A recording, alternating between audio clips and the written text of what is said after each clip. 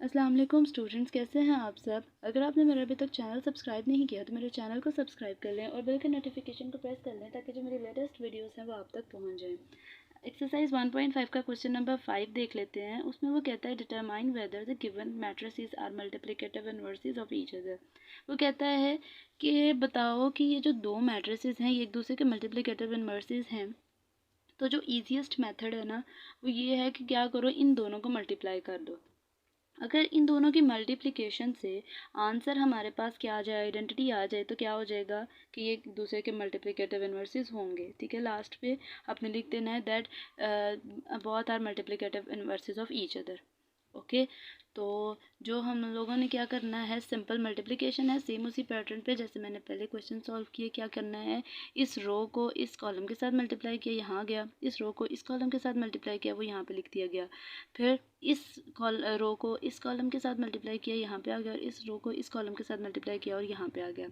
Next हम क्या करेंगे, मल्टीप्लिकेशन करेंगे। ये 21 माइनस 20 आ गया, ये -15 प्लस 15 आ गया, ये +28 जिसके साथ कुछ नहीं होता वहाँ क्या होता है प्लस, ये +28 माइनस 28 आ गया, और यहाँ पे -20 +21 आ गया। तो अब क्या करेंगे, हम लोगों ने इसको सिंप्लीफाई किया तो हमारे पास जो आंसर आया वो क्या आ गया, आंसर हमारे पास आ गया 1001। ठीक है, तो ये आइडेंटिटी मैट्रिक्स है किसका, 2x2 का। अगर हम यहाँ पे लिख लूँ मैं कि ये जो है आइडेंटिटी मैट्रिक्स है 2x2 का। तो वो कहता है जब इन दोनों को मल्टीप्लाई किया, मल्टीप्लाई करने से आंसर हमारे पास आइडेंटिटी आ गया। तो क्या है कि जो हमारे पास गिवन मैट्रिसेस थे ना दो, वो क्या है, एक दूसरे के मल्टीप्लिकेटिव इनवर्सेस हैं। ठीक है, तो जो इसका पार्ट बी है वो भी मैंने नेक्स्ट पेज पे किया हुआ है, उसको भी एक दफ़ा गो थ्रू कर लें, देख लें। वैसे तो ये आप बाकी दूसरा क्वेश्चन जब आप करने लगो, एक समझ लो, दूसरा जो है खुद करो, तो इससे ज़्यादा अच्छे तरीके से ना मैथमेटिक्स की समझ आती है। ये नहीं कि आप ऊपर से देखते करते जाओ। क्या करो, एक चीज़ को समझो और बाकी क्वेश्चन कोशिश करो कि ये खुद सॉल्व करो। तो नेक्स्ट क्वेश्चन क्या है, उसमें भी उसने 1 2 2 3 वैल्यू एक दे दी, -2 -3 2 2 -1 ये एक वैल्यू दे दी। दोनों वैल्यूज़ को लिख के मल्टीप्लाई करना है। मल्टीप्लाई भी सेम उसी पैटर्न पे जैसे हम अभी तक क्वेश्चन मल्टीप्लिकेशन के करते आ रहे हैं। अगर 2x2 का मैट्रिक्स है तो क्या करेंगे, इस R1 को इस C1 के साथ मल्टीप्लाई करेंगे। सिमिलरली फिर इस R2 को इस C2 के साथ मल्टीप्लाई किया और यहाँ पे लिख लिया। फिर R2 को इस R2 को मल्टीप्लाई किया C1 के साथ, फिर इस R2 को मल्टीप्लाई कर दिया C2 के साथ और यहाँ पे लिख लिया। नेक्स्ट हमारे पास अगर हम इसको सिंप्लीफाई किया तो सिंप्लीफिकेशन से क्या हमारे पास आंसर आ गया, -3 + 4 -6 + 6 2 - 2 4 - 3। तो जब ये करेंगे 4 में से 3 को निकाल दिया 1, ये दोनों कैंसिल, जो सेम वैल्यूज़ हों और ऑपोजिट साइन हो तो क्या होते हैं, एक दूसरे को कैंसिल आउट कर देते हैं। इधर भी सेम वैल्यूज़ हैं और ऑपोजिट साइन है तो क्या हो जाएगा, कैंसिल आउट हो जाएगा, 0 आ गया, और 4 - 3 1 आ गया। ये हमारे पास आइडेंटिटी के इक्वल है। तो वो कहता है कि ये जो दोनों क्वेश्चंस हैं, इन दोनों क्वेश्चंस में क्या है, ये दोनों एक दूसरे के क्या है, मल्टीप्लिकेटिव इनवर्सेस हैं।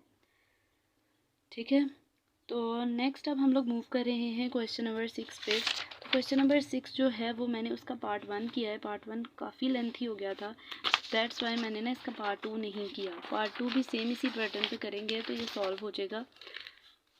और अगर आपसे वो सॉल्व ना हुआ ना पार्ट बी इसका, तो फिर आप मुझसे कमेंट सेक्शन में पूछ लेना। अगर आपको उसको सोल्यूशन चाहिए होगा तो वो भी मैं आपको सॉल्व फॉर्म में भेज दूँगी। नेक्स्ट हमारे पास क्या है, क्वेश्चन नंबर 6 है और इसमें वो कहता है ए की वैल्यू दे दी, बी की वैल्यू दे दी, डी की वैल्यू दे दी। कहते हैं देन वेरीफाई करो, बताओ कि हमारे पास जो क्वेश्चन है वो क्या है, ए बी का इन्वर्स किसके इक्वल होना चाहिए, बी इन्वर्स ए इन्वर्स। अब ये हम लोगों ने वेरिफिकेशन पहले भी की थी, जब मैंने एक्सप्लेनेशन में चीज़ों को समझाया था तो मैंने ये वाला वेरिफिकेशन की थी। तो अब दोबारा से वैल्यूज़ जो हैं वो चेंज हैं और उसको दोबारा से सेम उसी पैटर्न पे सॉल्व करना है।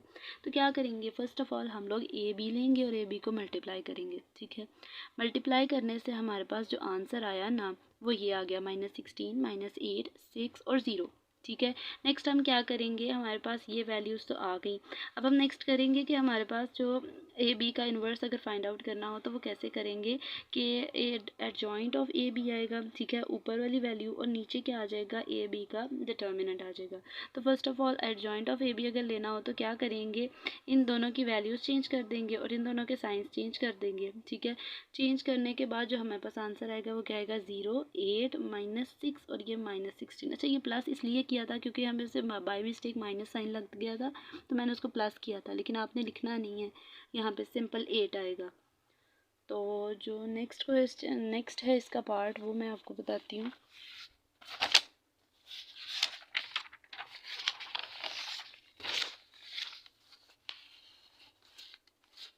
हम लोगों ने पिछला तो जो हमारे पास था उसमें हम लोगों ने क्या किया, हम लोगों ने इसका लिया वो एडजॉइंट ले लिया। नेक्स्ट हम क्या कर रहे हैं, इसका वो ले रहे हैं, डिटर्मिनेंट ले रहे हैं। डिटर्मिनेंट लेने से क्या किया, उस तरीके से मल्टीप्लाई किया, -16 को 0 के साथ मल्टीप्लाई करो तो 0 आ गया, माइनस फॉर्मूले का 6 को मल्टीप्लाई करो -8 के साथ तो क्या आ जाएगा, 48 आ जाएगा। तो माइनस माइनस क्या हो जाएगा, प्लस।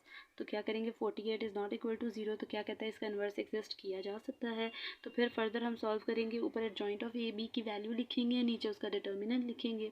डिटर्मिनेंट लिखने के बाद सिंपल जो है 2 के टेबल के साथ इसकी कटिंग करेंगे, तो जो हमारे पास ए बी इन्वर्स आया वो आया 0 1/6 -1/8 -1/3, ठीक है, ये वैल्यू आई। अब वो कहता है कि राइट हैंड साइड क्या करना है, हम लोगों ने बी इन्वर्स फाइंड आउट करना है और ए इन्वर्स फाइंड आउट करना है। तो फर्स्ट ऑफ ऑल हम ए लेंगे और पहले हम लोग ए इन्वर्स फाइंड आउट करेंगे। ए इन्वर्स फाइंड आउट करने के बाद हम क्या करेंगे, इसके बाद इसका जो है बी इन्वर्स फाइंड आउट करेंगे। अब जब हम लोगों ने ए लिया तो ए का जो है एडजॉइंट लिया, ठीक है। एडजॉइंट लेने के बाद ये वैल्यू आ गई और डिटर्मिनेंट लेने के बाद ये वैल्यू आ गई, ठीक है। देख लें, सेम वही क्वेश्चंस हैं, बस फॉर्मूला थोड़ा सा क्वेश्चन चेंज है, बाकी सारी चीज़ें वही चलती आ रही हैं जो मैंने चीज़ों को एक्सप्लेन कर दिया है। नेक्स्ट क्या करेंगे, फार्मूला क्या था, अगर ए का इन्वर्स फाइंड आउट करना हो तो एडजॉइंट को रखते हैं, डिवाइड करते हैं उसके डिटर्मिनेंट के साथ। तो जब हम लोगों ने ऊपर एडजॉइंट ऑफ ए रखा, नीचे डिटर्मिनेंट ऑफ ए रखा, तो हमारे पास वैल्यू क्या आई, 1/4। इसको इस पे डिवाइड कर देंगे ना, तो कटिंग करेंगे, 2 1s are 2 2 4s are 8, 1/8, 0 divided by anything 0 और 4 डिवाइडेड बाई 8 तो 1/2 आ जाएगा, ठीक है। अब जो नेक्स्ट हमारे पास बी का इन्वर्स है, बी का इन्वर्स हम लोगों ने किस तरीके से फाइंड आउट किया। अच्छा, मेरे बी के इन्वर्स में ना थोड़ी सी मिस्टेक हो गई थी, तो इसको आप लोगों ने सिंपल यहाँ तक, ये हमारे पास क्या है, पहले मैंने एडजॉइंट जो है ना वो एडजॉइंट नहीं लिखा था, मैं बी के साथ क्वेश्चन को सॉल्व करती जा रही थी, तो वो मेरे से मिस्टेक हो गई है। तो नेक्स्ट क्या है, बी की वैल्यू लिखी, उसका एडजॉइंट लिया, उसका डिटर्मिनेंट ले लिया। अगर आपने इसका स्क्रीनशॉट लेना है तो ले लें, सिंपल है, कोई मुश्किल चीज़ नहीं है इसमें। अब जब डिटर्मिनेंट हमारे पास नॉट इक्वल टू 0 है तो इसका इन्वर्स एग्जिस्ट किया। इन्वर्स एग्जिस्ट करने के बाद क्या करेंगे, सिंपल हमने क्या करना है, फार्मूला लिखा, फार्मूले में क्या है, B inverse adjoint of B divided by determinant of B. जब हम लोग इसके डिवाइड करेंगे तो -1/6 आ जाएगा, तो भी -1/6 आ जाएगा, 2/6 आ जाएगा और -4/6 आ जाएगा। तो हमारे पास जो वैल्यू आएगी बी इन्वर्स वही है, ठीक है, -1/6 -1/6 1/3 और -2/3। नेक्स्ट क्या करेंगे, बी इन्वर्स और ए इन्वर्स फाइंड आउट करेंगे। बी इन्वर्स की वैल्यू पहले लिख लेनी है, ए इन्वर्स की वैल्यू बाद में लिख लेनी है। जब हम लोगों ने इन वैल्यूज़ को लिखा तो हम सिंपल मल्टीप्लिकेशन करेंगे। मल्टीप्लिकेशन भी सेम उसी पैटर्न पे होगी जैसे हम लोगों ने प्रीवियस क्वेश्चंस किए हैं, ओके। नेक्स्ट, अगर आपने इसका स्क्रीनशॉट लेना है मल्टीप्लिकेशन का तो ले लें। नेक्स्ट हमारे पास जो आया लास्ट में वो क्या था,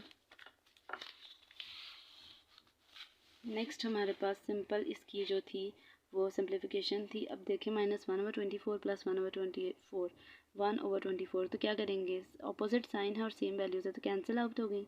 यहाँ पे 1/6 एज इट इज़ आ गया, ये माइनस फॉर्मूला 0 - 1/2/6 है, तो 2 1s are 2 2 3s are 6, तो -1/3 आ गया। और यहाँ पे क्या करेंगे, सिंपल एलसीएम लेंगे, सेम वैल्यूज़ लाइक वैल्यूज़ हैं, ठीक है। अनलाइक वैल्यूज़ के एलसीएम और तरीके से लिया जाता है और लाइक वैल्यूज़ का जो एलसीएम है वो डिफरेंट वे में लिया जाता है। अब ये सेम है तो एक ही दफ़ा लिखेंगे और ऊपर वाली वैल्यूज़ जो है वो क्या आएगी, ऊपर वाली वैल्यू सिंपल लिख लेंगे, -1 -2, ये क्या हो गया, -3/24 आ गया। अब सिंपल इसकी कटिंग होगी, आप इसको चाहें तो फर्स्ट स्टेप में ही कर लेंगे, इतनी ज़्यादा जो है कोई उसमें स्टेप्स में फाइंड आउट नहीं करना पड़ता। तो ये 3 1s are 3 3 8s are 24। तो क्या हमारे पास आंसर आया? हमारे पास लेफ्ट हैंड साइड भी यही थी, 0 1/6 -1/8 और -1/3, और राइट हैंड साइड भी हमारे पास यही वैल्यू आ गई। तो वो कहता है कि left hand side right hand side के इक्वल है, तो कहता है ये क्वेश्चन हेंस प्रूव्ड हो गया। अच्छा, इसका जो पार्ट बी है मैं उसको सॉल्व कर तो देती, लेकिन ये मेरी वीडियो बहुत लंबी चली जानी थी। तो आप इस क्वेश्चन को देख के उसको सॉल्व करने की कोशिश करना, और अगर वो सॉल्व नहीं होगा तो फिर मैं उसकी वीडियो भी अपलोड कर दूँगी। तो इंशाल्लाह अब नेक्स्ट जो मैं मूव करूँगी वो एक्सरसाइज 1.6 को मूव करूँगी। वो काफ़ी जो है बेसिक चीज़ें हैं। तो तब तक के लिए अल्लाह हाफिज़।